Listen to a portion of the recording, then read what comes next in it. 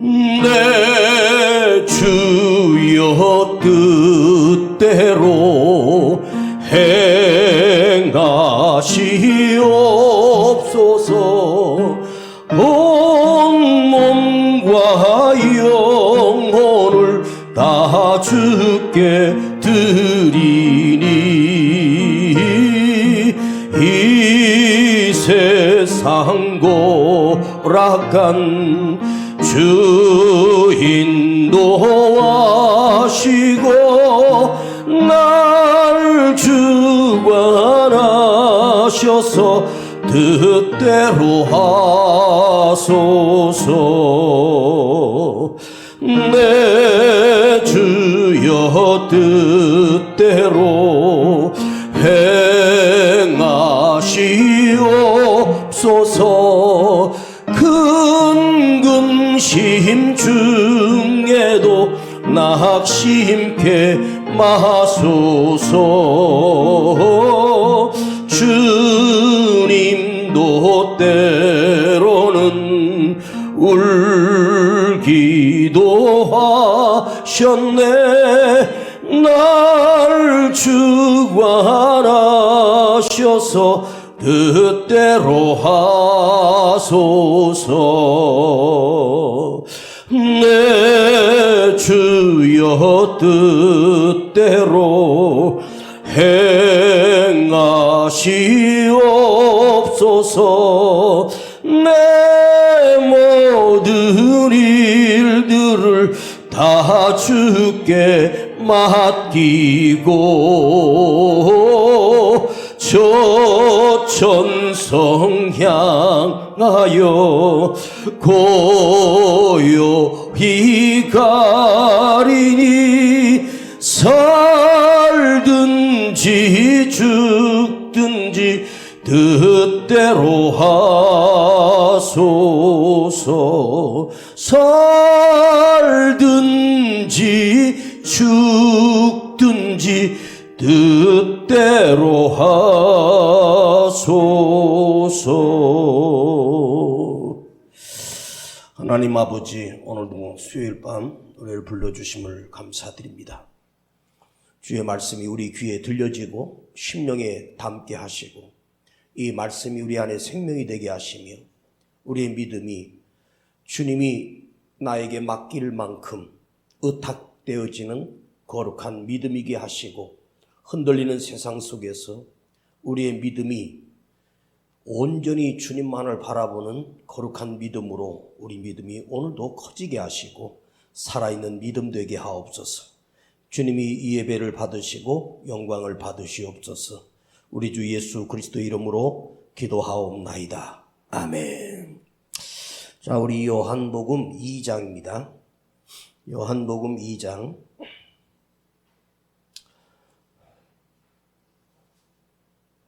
요한복음 2장 21절부터 25절까지 봉독합니다. 요한복음 2장 21절부터 25절까지 봉독합니다. 시작. 그러나 예수는 성전된 자기 육체를 가리켜 말씀하신 것이라.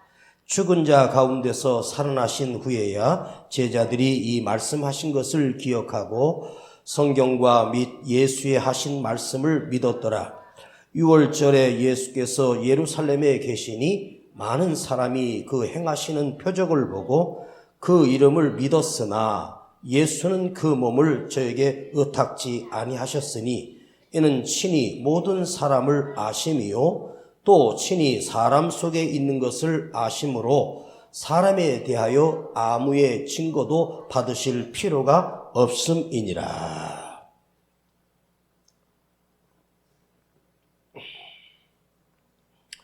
예수님이 공생애 가운데 처음으로 유대 명절 6월절 예루살렘으로 가셨습니다.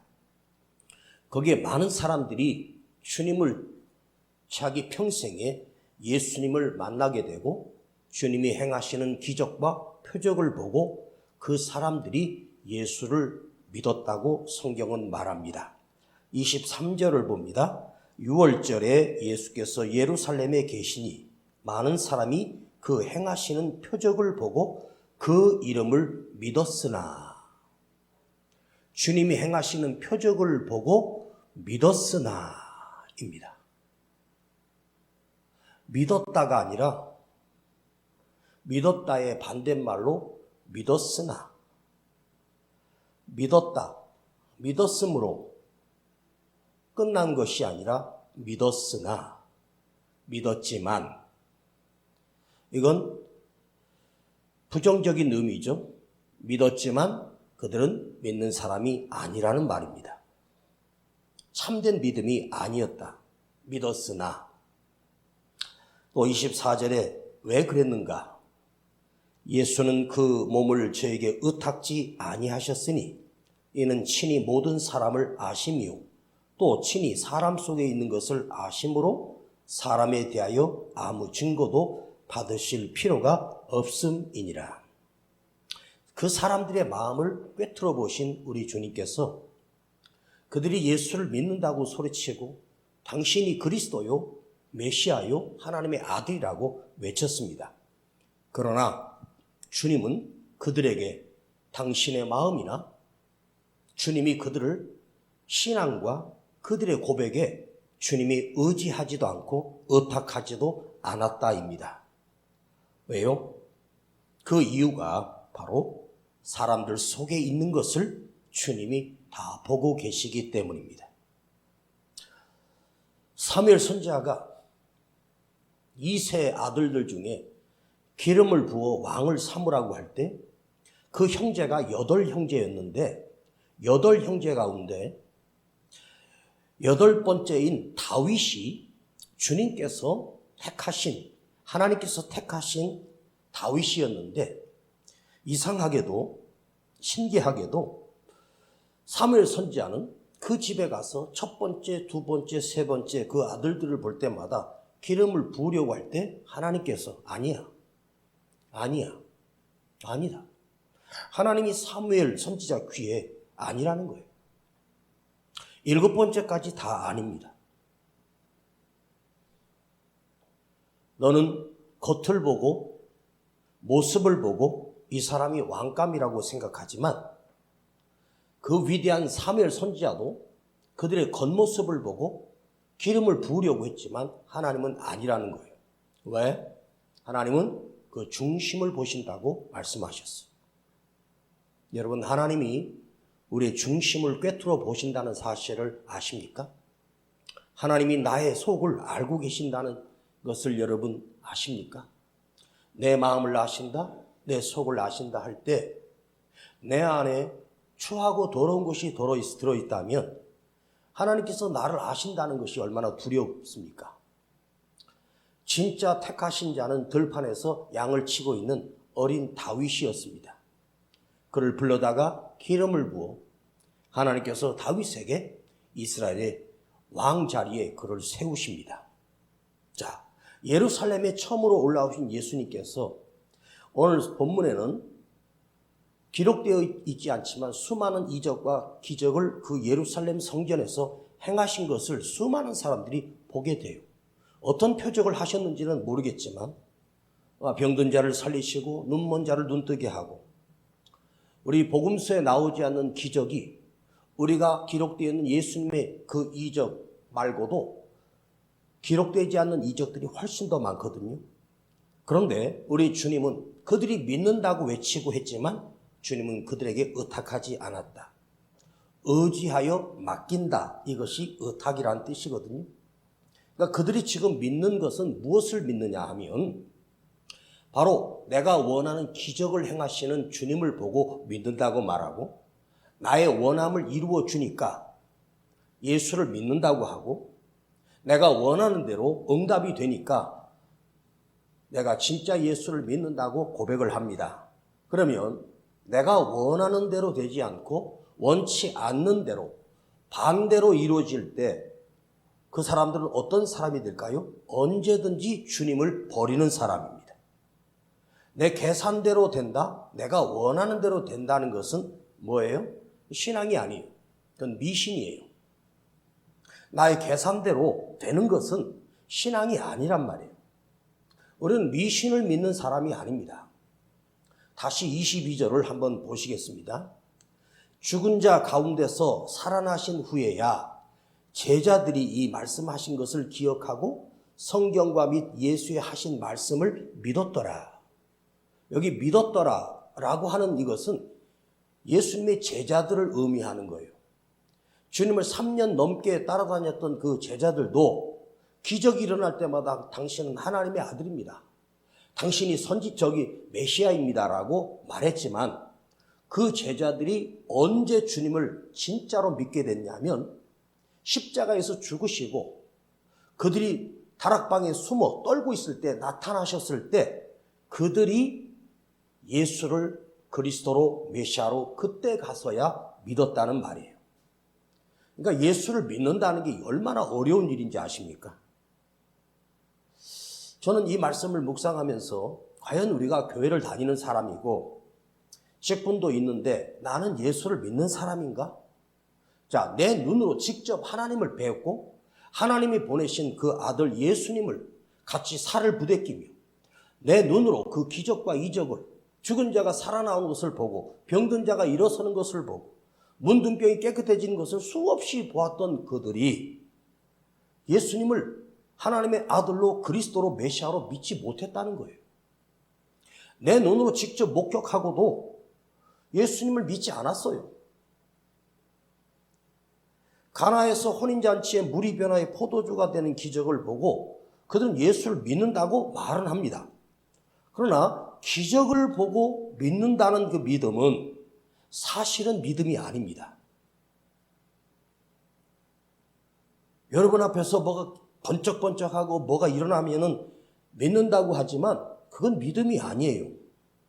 부활하신 주님을 만나지 못하면, 부활의 주님을 만나지 못하면 그건 믿음이 아닙니다.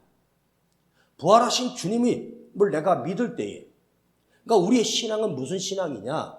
십자가에서 죽으시는 예수님을 보고 믿는 것이 아니라 십자가에서 죽으신 예수님을 믿을 뿐만 아니라 사흘 만에 다시 부활하신 그 주님을 믿어야 한다는 거예요.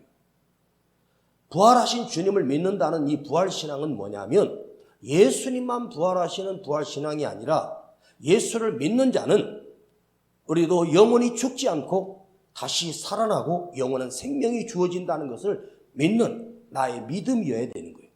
그러니까 나의 믿음이 무슨 믿음이냐 하면 부활의 신앙이어야 된다는 거죠. 그래야지만이 우리 믿음이 영원한 생명을 얻는 하나님 나라에 설 수 있는 구원받은 사람이 된다는 것을 말씀드리는 거예요. 제자들은 그 기적을 볼 때마다 당신은 진실로 하나님의 아들이십니다. 당신은 진실로 그리스도이십니다. 다 한결같이 고백했어요. 그러나 결국 주님이 십자가에 못 박혀 끌려갔을 때 그들은 전부 다 도망가 버렸어요. 베드로는 이렇게 말합니다. 다 주님을 버릴지라도 나는 결단코 주님을 버리지 않겠습니다. 주님이 죽는데라도 내가 함께 가겠습니다.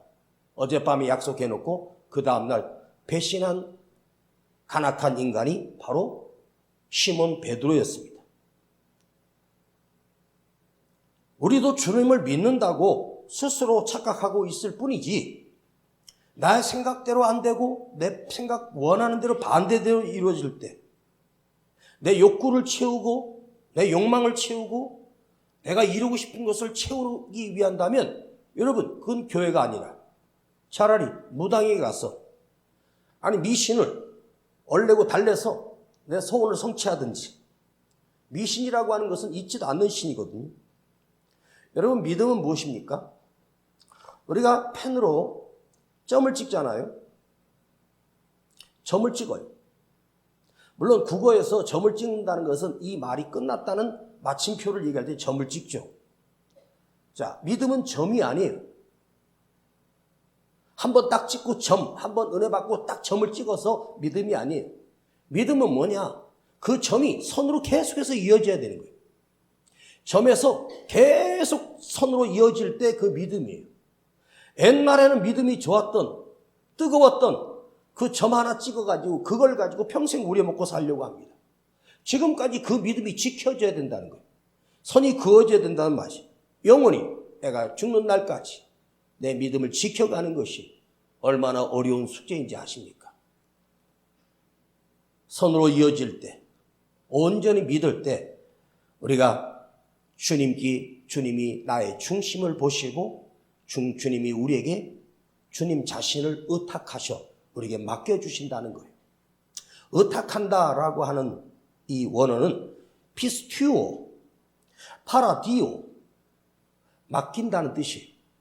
주님이 그 마음을, 주님이 그 생명을 우리에게 맡긴다는 거죠. 맡겨주셨다는 거죠. 자, 주님께만 맡기는 것이 아니라 주님만이 우리에게 맡기는 것이 아니라 나 또한 주님을 믿는 그 믿음을 주님을 향하여 내 삶을 전체로 다 맡기는 것을 의미하는 거예요. 주님께 다 맡기는 거예요. 조금 전에 그 불렀던 찬송처럼 살든지 죽든지 주여 뜻대로 하시옵소서. 1절과 2절은 잘 부르는데 3절은 못 부르겠대요. 왜? 살든지 죽든지니까. 환경에 따라, 여건에 따라 흔들리는 것은 믿음이 아니에요. 오늘은 아무래도 좀 일찍 끝날 것 같은데. 방송하고 있어? 응?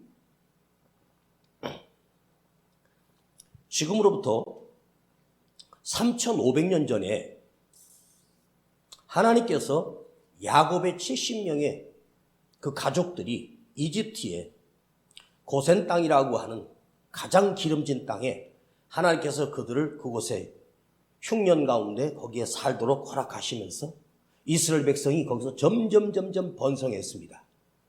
그리고 남자 성인만 60만이 됩니다. 여자는 수에도 안 들어갑니다. 그러니 여자까지 어린 아이들까지 치면 최소한도 200만이 넘는 큰 민족으로 이스라엘 백성이 거기서 번성하기 시작해요. 그때 바로가 두려워 그들을 노예 삼아 자기 국고성을 짓는데 사람들을 노예로 부려먹기 시작합니다. 그때 하나님께서 그 백성을 구출하기 위하여 그 멀리 떨어져 있는 저 먼 미디안 광야에 양치기 목동 늙은 80세 된 노인을 하나님께서 불러내십니다. 모세를 택하셔서 하나님의 뜻을 이루기 위하여 모세에게 하나님의 뜻을 온전히 의탁해 주셨습니다. 모세는 처음에는 자기는 불가능하고 말도 못하고 능력도 없다고 피했지만 하나님께서 모세에게 그 일을 맡겨주셨습니다. 하나님이 왜 모세에게 이 엄청난 일을 맡겨주셨을까요? 모세가 한 사람이 온전히 하나님을 믿는, 온전히 하나님의 믿음의 사람으로 하나님을 의탁할 수 있는 믿음을 소유하고 있었기 때문에 하나님께서 모세를 사용하신 거예요. 그 주변에 강력한 나라의 군대 장수들을 불러서 이스라엘을 해방시킨 게 아니에요. 하나님은 당신 자신을 온전히 의탁하는 한 사람, 늙어 80이 넘은 무능한 모세를 택하셔서 바로를 무너뜨리고 이집트를 무너뜨리고 이스라엘 백성을 거기서 해방시켜 광야로 40년을 인도하게 하십니다. 하나님이 원하시는 건 뭐냐? 네가 능력이 있느냐 없느냐가 아니라 너는 나를 온전히 믿을 수 있느냐? 너는 나를 온전히 의탁하느냐? 진짜 믿음의 사람이 되었느냐 할 때 하나님께서 자기 자신을 그 인생에게 의탁하십니다. 하나님께서 여러분에게 의탁해 주시면 여러분의 삶이 얼마나 빛이 나고 아름답고 위대해지는지 아십니까? 하나님 우리에게 의탁할 수 있을까? 이 말씀을 묵상하면서 나 자신에게, 나라는 사람에게 하나님께서 나에게 의탁하실까? 나도 흔들리면서 나도 비틀거리는데 나에게 맡기실 수 있을까? 하나님께서 처음에 아버지의 잃어버린 암나기 떼를 찾아가는 사울을 보시고 키도 크고 인물도 좋아서 사울을 기름 부어 왕을 세우신 다음에 몇 번의 전쟁에 승리하자 사울이 갑자기 교만해질 때 하나님께서 사무엘 선지자에게 내가 저걸 왕 삼은 게 후회된다. 너는 이새의 집에 가서 거기에 아들들 중에 기름을 부어 왕을 삼으라. 하나님께서 왜 그 어린, 그때 다윗이 기름 부음 받을 때 그 다윗의 나이가 겨우 13살에서 15살밖에 안 되는 소년이었어요. 그런데 왜 하나님께서 그 어린 다윗에게 기름을 부어 이스라엘 왕으로 세우셨을까요? 바로 그 광야에서 양을 지키는 어린 다윗이지만 그 심령 속에, 그 중심 속에 온전히 하나님만 의지하는 의탁하는 믿음을 소유하고 있는 사람이 다윗이었기 때문입니다. 그 이름이 다윗이라서가 아닙니다. 다윗이란 이름을 가진 사람들이 많아요. 우리나라에도 다윗이란 이름을 지어요. 좋죠. 이름이 다윗이 된다고 다윗 같은 믿음이 되는 것이 아니고 다윗 안에 감춰져 있던 하나님만 의지하는, 하나님만 의탁하는 그런 믿음을 가졌을 때 하나님께서 다윗을 들어 위대한 나라를 세우도록 하시고 그 다윗의 대를 통하여 메시아 그리스도를 보내주시는 이 엄청난 축복을 다윗에게 허락하십니다. 다윗이 대단해서가 아닙니다. 그 안에 하나님을 온전히 믿는, 온전히 하나님만 의탁하는 믿음을 지녔을 때 하나님께서 다윗을 세우신 거예요. 베드로와 요한이 성전 미문에 올라갈 때 안진뱅이가 구걸하기 시작합니다. 근데 그날 갑자기 베드로와 요한은 그 안진뱅이 앞에 멈추고 시선을 그 안진뱅이를 향하게 됩니다. 내게는 은과 금은 없다.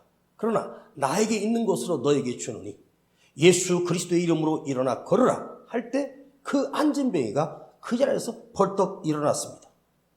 그럼 베드로의 능력이요? 사도 요한의 능력입니까? 아닙니다. 그 안에 예수 이름의 능력을 주신 그 약속을 믿고 내가 너희에게 주노니 나의 이름에 권세를 주겠다. 너희가 내 이름으로 무엇이든지 구하면 내가 다 시행하리라.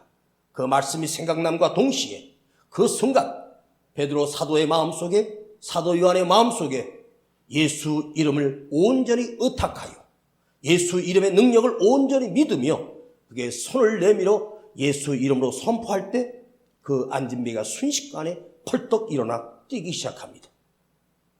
예수 이름을 온전히 의탁하는 자에게 여러분 예수 이름의 능력을 온전히 믿을 수 있겠습니까? 이게 될까? 안 될까? 무슨 예수 이름 부른다고 돼? 예수 이름을 내가 의탁하지 않는데 예수 이름을 불렀다고 해서 그 이름 때문에 역사하는 게 아니에요. 예수를 온전히 믿는 믿음, 온전히 주님만 의지하는 그 믿음, 주님께 온전히 내 삶을 맡기는 그 믿음으로 살 때 주님께서 그 입으로 외쳤던 예수 이름의 능력이 실제로 그 안진뱅이를 일으켜 세우는 거예요. 성경에 가장 위대한 사도가 저는 사도 바울이라고 확신합니다. 사도 바울은 수많은 교회를 세웠지만 그 소아시아와 로마까지 가서 목배임을 당해서 죽을 때까지 온전히 복음을 전하다가 그는 죽은 사람입니다. 비참하게 목이 칼에 잘려 목이 끊어져 죽은 사람입니다. 왜? 주님께서 그 사울에게 위대한 선교사의 위대한 복음의 기점으로 우리 주님께서 그 바울을 택하셨겠습니까? 바울 한 사람이 자기 삶에 온전히 주님께 내 삶을 의탁하는 믿음을 지니고 있었기 때문에 믿음을 가지고 있었기 때문입니다. 바울이 주님만 의지하며 살고 또 주님 또한 바울 안에서 당신의 마음을 그대로 다 쏟아부어 주셨고 모든 능력을 그 바울에게 의탁해 주셨습니다. 여러분, 우리 믿음은 어디까지 맞다고 생각하십니까? 나의 믿음은 무엇입니까? 교회 생활한 연수가 아니고 직분도 아니고 아무것도 아니에요. 목사도 가짜 많고 그리스도인들도 가짜가 너무 많아요. 내 요구가 이루어질 때 내 시간표대로 하나님께서 도와주시고 내 계획대로 되면 하나님이 믿어요? 아닙니다. 내가 죽더라도 내가 실패하더라도 주님을 온전히 의탁할 수 있는, 주님을 온전히 믿을 수 있는 그 믿음이기 때문에 주님이 그 삶을, 주님이 그 능력을 우리에게 의탁해 주실 때만 우리의 믿음이 진짜 믿음이 되는 것입니다. 여러분, 힘든 세상을 살아가고 있고 어려운 시대를 살아가고 있지만 여러분의 삶을 한번 주님 앞에 온전히 의탁하며 살고 싶지 않으십니까? 온전히 내 삶을 드릴 수는 없겠습니까? 어떤 일이 일어나더라도 주님만 의지하며 주님만 바라보며 살 수는 없겠습니까? 내가 주님을 의탁하지 않으면서 주님이 어찌 나를 믿어줄 수 있겠습니까? 그 예루살렘 성전에서 수많은 사람들이 당신은 예수님입니다, 구원자십니다, 하나님의 아들입니다라고 박수치고 호칭했습니다. 환호했습니다. 어린 나귀를 타고 예루살렘으로 입성하실 때 그들은 종려나무 가지를 흔들며 자기들의 겉옷을 벗어 주님이 오시는 것을 호산나 왕이라고 했습니다. 그랬던 그 인간들이 예수를 십자가에 못 박아 죽여버리는 인간들로 변질되고 말았습니다. 여러분, 믿음은 한순간의 점이 아니라 이 믿음이 끝까지 이어져야 돼. 내가 이 세상에 사는, 죽는 그 순간까지도 이 믿음을 지켜나가야만 과거의 믿음으로 구원받는 것이 아닙니다. 내 안에 가짜의 믿음을 가지고 있는 사람은 언제든지 주님을 버리는 자가 될 수밖에 없어요. 그러나 진짜 믿음의 사람, 주님을 의탁하는 믿음의 사람만이 끝까지 믿음을 지켜갈 수 있다는 말입니다. 내가 주님께 내 삶을 온전히 의탁할 때 우리 주님은 당신의 모든 능력을 나에게 쏟아 부어주시며 주님의 거룩한 도구로 우리를 내 삶에 역사하실 것을 믿으십니까? 여러분, 주님이 그들을 믿지 않았습니다. 주님은 그들의 속을 다 보고 계셨기 때문입니다. 오늘도 주님은 내 속을 다 들여다보고 계시기 때문입니다. 그래서 우리는 진정한 믿음의 사람이 되어야 거룩한 그리스도인이 되는 거예요. 나의 원함을 얻기 위하여 믿는 것은 믿음이 아닙니다. 주님이 원하시는 우리가 될 때, 하나님이 원하시는 우리의 삶이 될 때, 환경도 상황도 형편도 수없이 무너지고 어려운 일을 고비를 수없이 만나는 이때 수많은 사람들은 교회도 버리고 예수도 버리고 믿음도 버리고 자기 마음대로 살아가는 시대입니다. 그러나 오늘 이 밤에 몇 사람이지만 사랑하는 여러분 안에 온전히 주님만 바라보고 의탁하는 진짜 믿음이 심겨지기를 축복합니다. 내 삶을 주님께 온전히 드리고 주님께 온전히 의탁할 때 그 믿음이 진짜 믿음이 되는 거예요.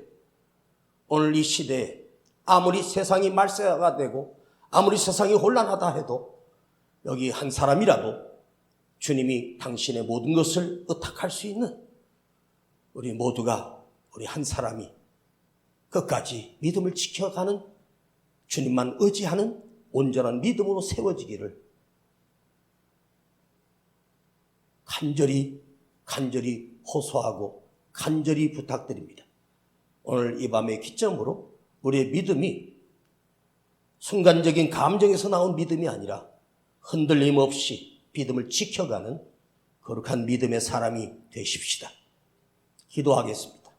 아버지 하나님, 험악한 세월을, 험악한 시대를 살아가고 있고 자기밖에 모르는 이 시대를 살아가고 있는 이 시대에 과연 믿음의 사람들이 얼마나 있을 것이며 얼마나 많은 사람들이 주님을 믿는 믿음을 지켜가는 사람일지를 우리는 날 길이 없습니다. 주여, 우리의 흔들리는 믿음이 다시 세워지게 하시고 다시 흔들리지 않게 하시고 온전히 주님이 이루시는 것을 믿으며 끝까지 믿음을 지켜가는, 주님만 의탁하는, 주님께 맡기는 나의 믿음이 되게 하여 주시고 그 삶에 주님의 모든 능력과 은혜를 의탁하시는 내 안에 주님이 계시고 내가 주 안에 있는 거룩한 믿음의 사람이 되기를 원합니다. 주여, 나의 믿음을 다시 세워 주시옵소서. 우리 주 예수 그리스도의 이름으로 기도하옵나이다. 아멘. 3절을 부르겠습니다. 내 주여 뜻대로 행하시옵소서.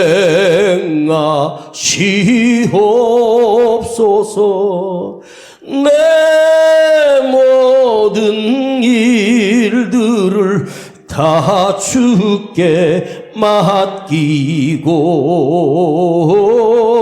저 천성 향하여 고요히 가리니 살든지 죽든지 뜻대로 하소서. 살든지